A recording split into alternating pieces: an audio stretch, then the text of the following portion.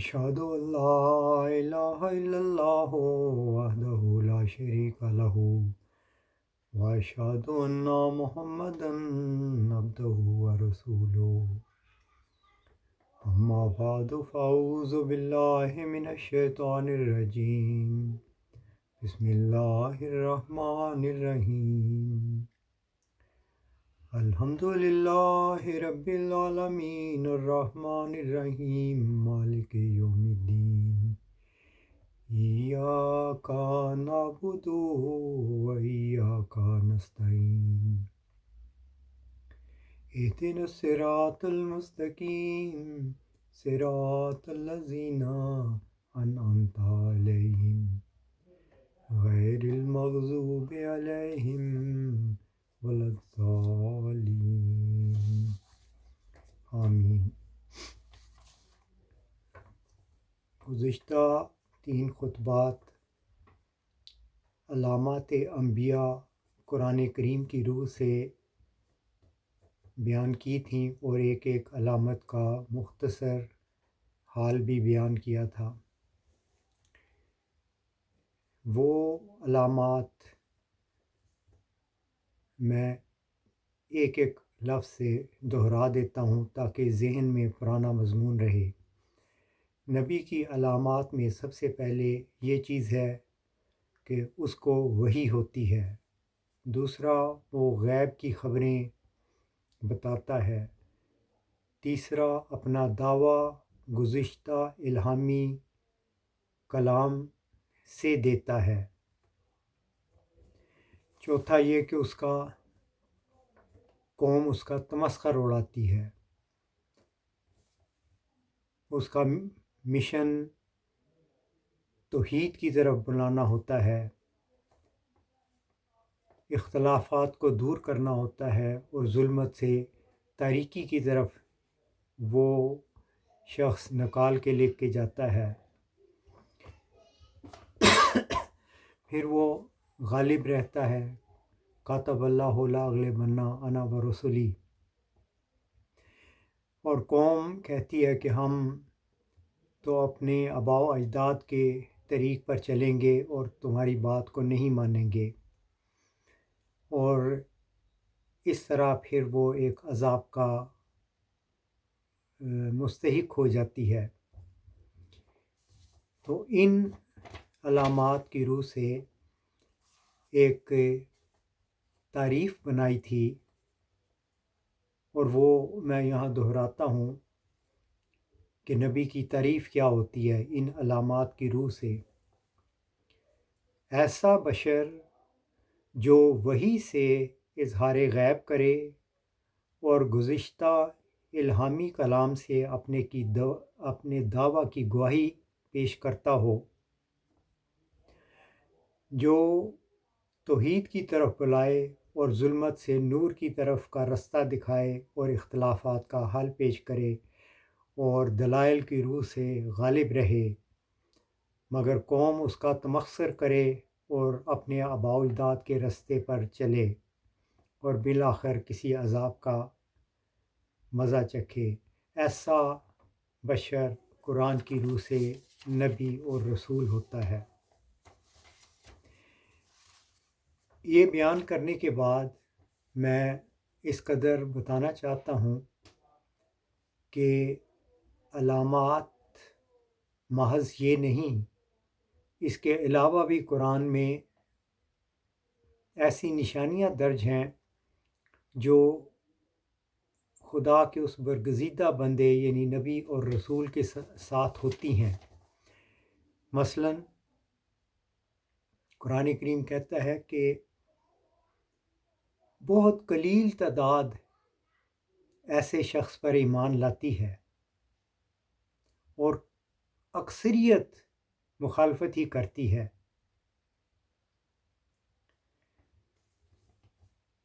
ایک اور علامت بھی بیان کرتا ہے کہ وہ نبی یہ بھی کہتا ہے کہ لا نفرق بین احد من رسل، وہ تمام انبیاء پر خود بھی ایمان رکھتا ہے اور اپنے ماننے والوں کو بھی اس عقیدے پہ قائم کرتا ہے کہ تمام خدا کے یہ برگزیدہ بندے سچے نبی اور رسول تھے۔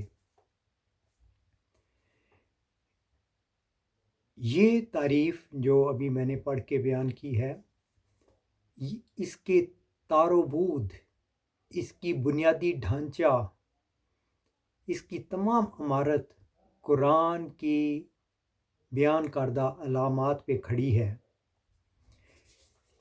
ان علامات کی روح سے مرزا صاحب علیہ السلام خدا کے ایک سچے نبی اور رسول ثابت ہوتے ہیں۔ اور اس موقع پر میں تمام امت مسلمہ کے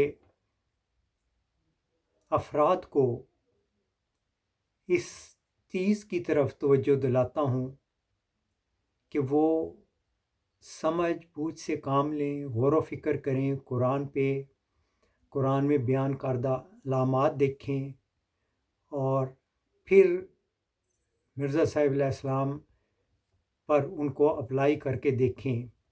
میں امید کرتا ہوں کہ خدا آپ کی یہ غلطی جو مرزا صاحب علیہ السلام کی نسبت آپ سب کو لگی ہوئی ہے دور کر دے، اور آپ اس سچائی کو مانیں جو کہ قرآن نے بیان کی ہیں۔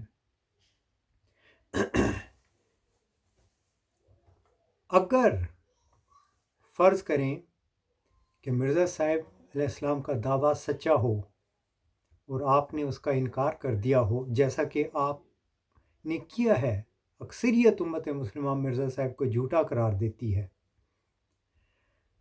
تو میں اس بات کی طرف بھی آپ کی توجہ دلانا چاہتا ہوں کہ قرآن کریم کی سورۃ ملک کو پڑھ کے دیکھیں، اس میں کیا لکھا ہوا ہے۔ اس میں آتا ہے کہ میں اردو ترجمہ ان کا پڑھتا ہوں۔ اور ان لوگوں کے لیے جنہوں نے اپنے رب کا انکار کیا، جہنم کا عذاب ہے اور وہ بہت برا ٹھکانہ ہے،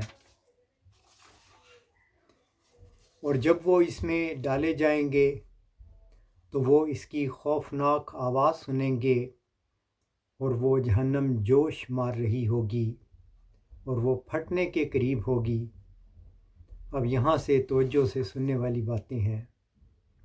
جب بھی اس میں کوئی گروہ ڈالا جائے گا تو اس کے نگہبان ان سے پوچھیں گے، یعنی فرشتے اس گروہ کو جس کو جہنم میں ڈالا جا رہا ہے اسے پوچھیں گے، کیا تمہارے پاس کوئی ڈرانے والا نذیر، الم یاتکم نذیر، کیا تمہارے پاس کوئی ڈرانے والا آیا تھا؟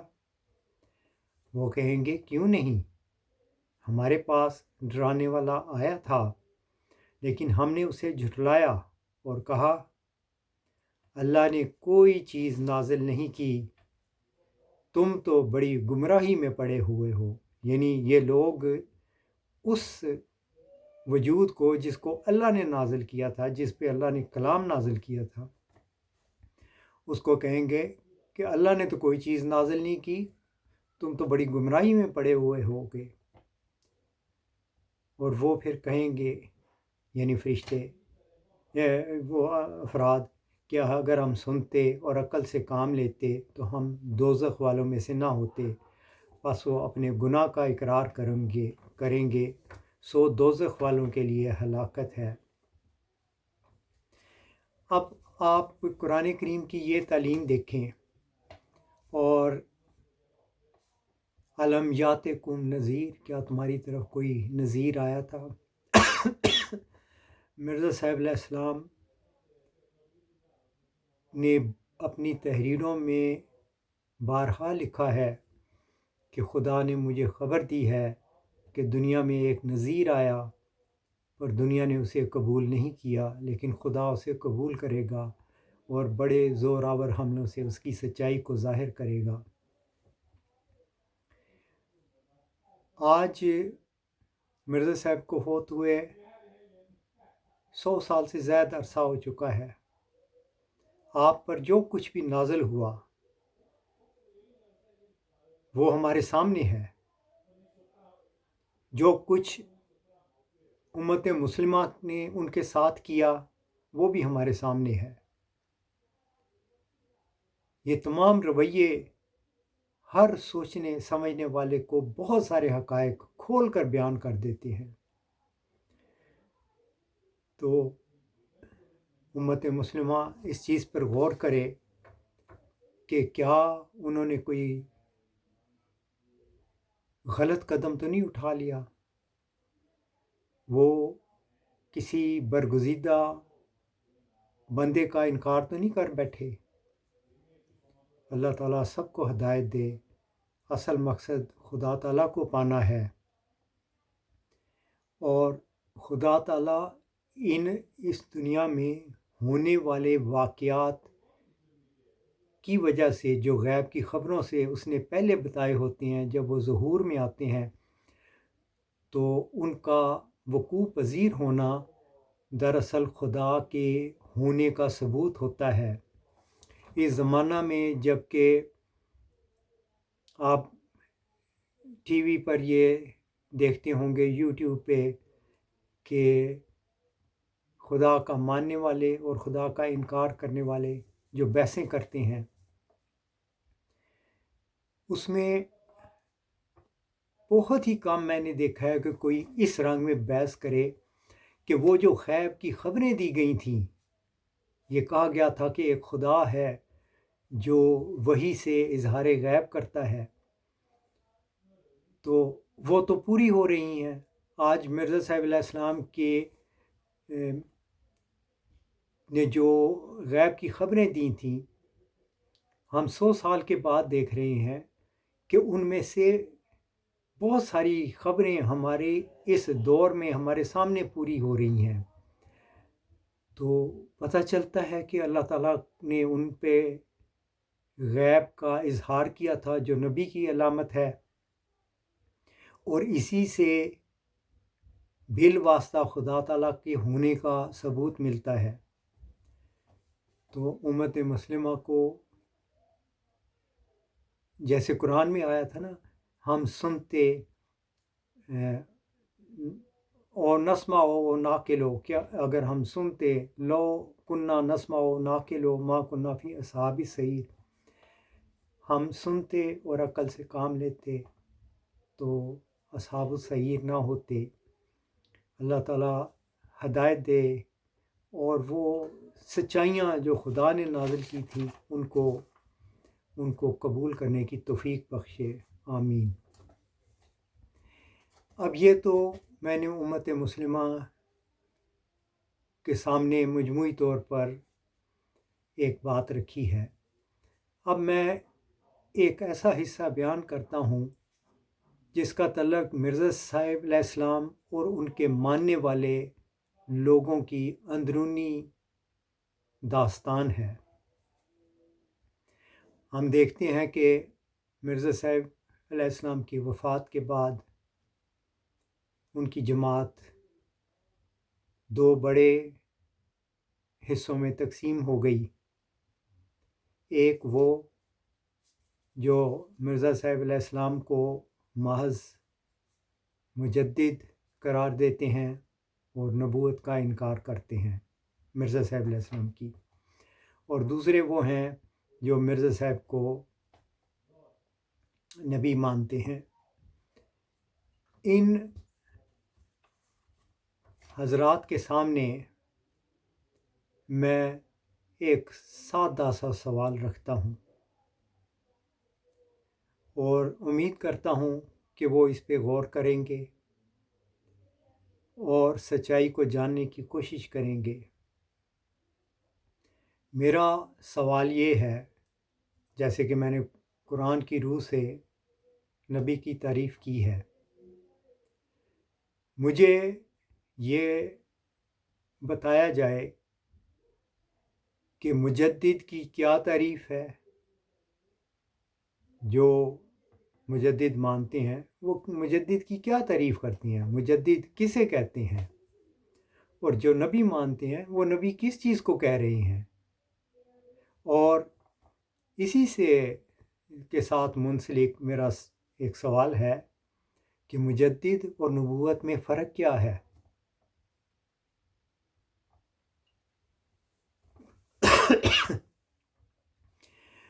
میں اس کے ساتھ ایک اور سوال بھی رکھتا ہوں.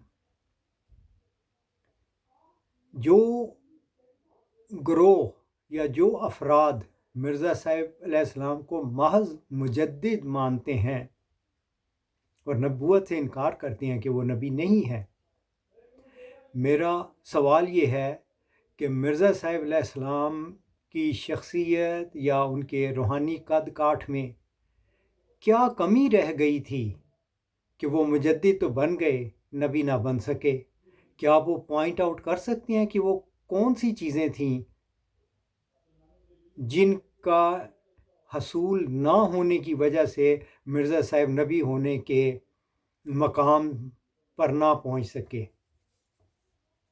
یہ تو ہے ان لوگوں کے لیے سوال جو مرزا صاحب کو مجدد مانتے ہیں.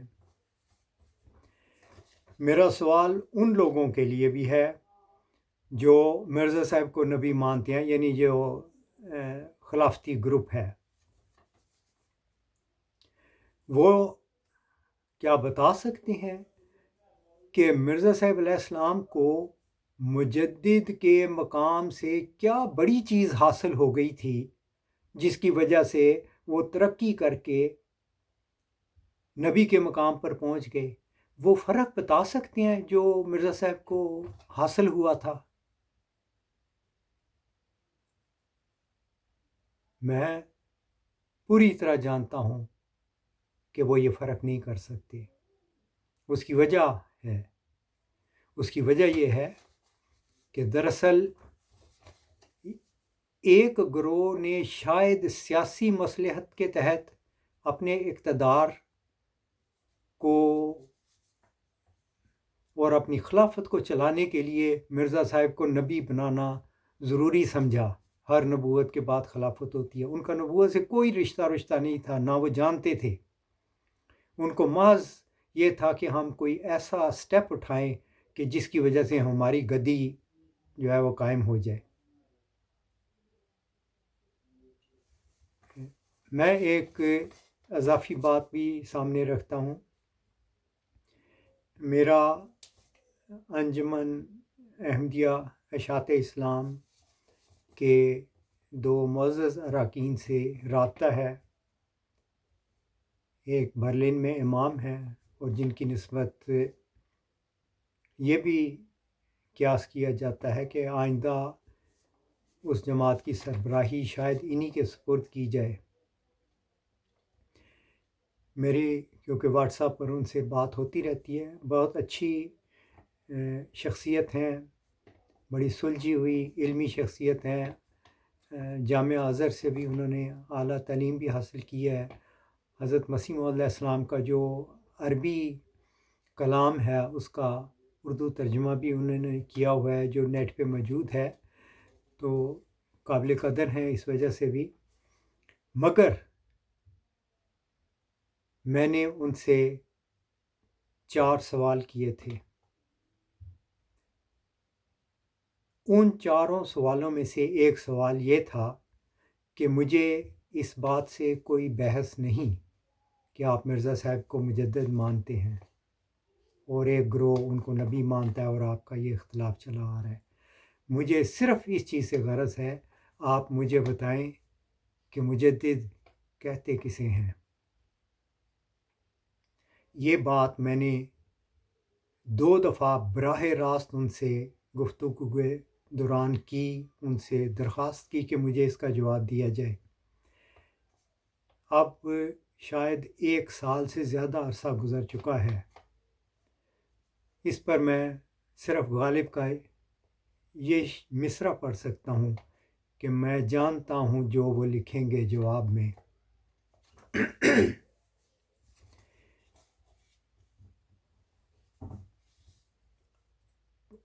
پرابلم بہت سادہ سا ہے.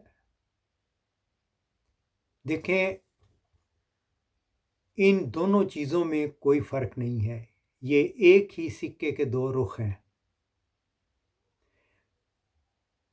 اور پھر اس بات کو واضح کرنے کے لیے میں قرآن کی طرف رجوع کرتا ہوں۔ قرآن کریم میں اللہ تعالیٰ فرماتا ہے،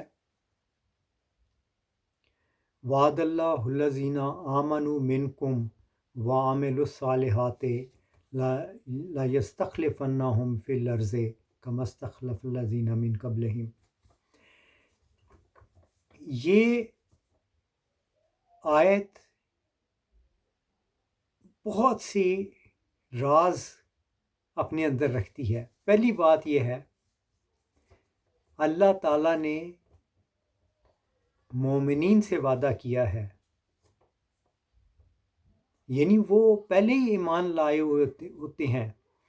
جیسے کہ حضرت موسیٰ علیہ السلام پر قوم ایمان لاتی تھی، اللہ تعالیٰ نے ان سے وعدہ کیا تھا کہ آپ کے سلسلے میں خلافت قائم کی جائے گی، آپ کے جو مومنین ہیں، آپ کے پیروکار جو ہیں اہل ایمان، ان کو اللہ تعالیٰ خلیفہ بنائے گا۔ یہی وعدہ رسول کریم صلی اللہ علیہ وسلم سے کیا گیا کہ آپ کے اوپر جو ایمان لائے ہوئے ہیں اور وہ نیک عمل کرتے ہیں تو اللہ ان کو زمین پر خلیفہ بنائے گا۔ تو یہ وعدہ مومنین کے لیے ہے، یعنی مشرکین کے لیے نہیں تھا۔ وہی جو اپنے قوم کے ایک بڑے یا صاحب شریعت نبی پر ایمان لا چکے تھے، مومن تھے۔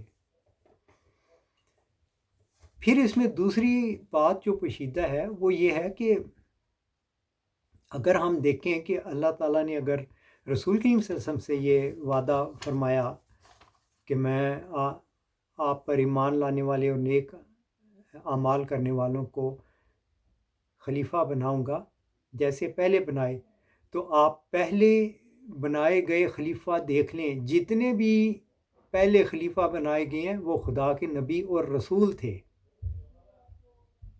کوئی ایک بھی ایسا نظر آئے گا جو نبی اور رسول نہیں تھا اور خلیفہ تھا؟ کوئی بھی نہیں ملے گا آپ کو۔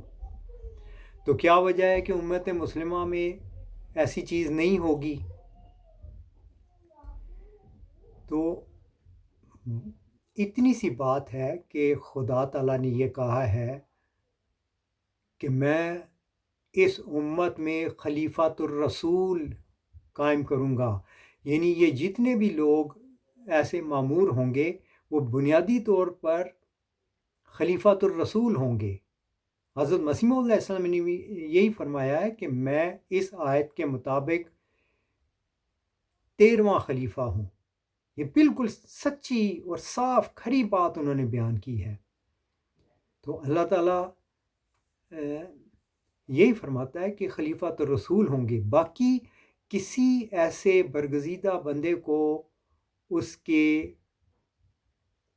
کام یا اس کے دور کے مطابق کوئی اور نام دیا جائے تو وہ ایک اضافی چیز ہے۔ بنیادی طور پر سب ہی خلیفۃ الرسول ہیں۔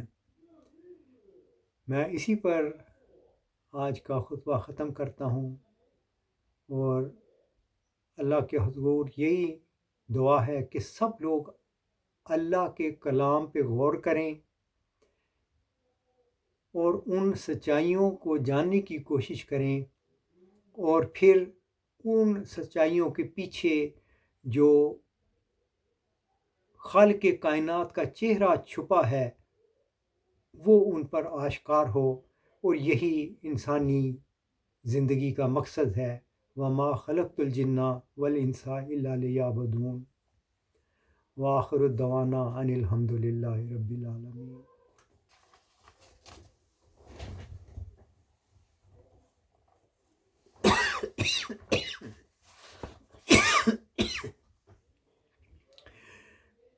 الحمد للہ نحمدہ ونستعینہ ونستغفرہ ونؤمن بہ ونتوکل علیہ ونعوذ باللہ من شرور انفسنا ومن سیئات اعمالنا، من یهد اللہ فلا مضل له ومن یضللہ فلا ہادی له، نشهد أن لا إله إلا الله ونشهد أن محمدا عبده ورسوله عباد الله رحمكم الله إن الله يأمركم بالعدل والإحسان وإيتاء ذي القربى وينهى عن الفحشاء والمنكر والبغي يعظكم لعلكم تذكرون اذكروا الله يذكركم وادعوه يستجب لكم ولذكر الله أكبر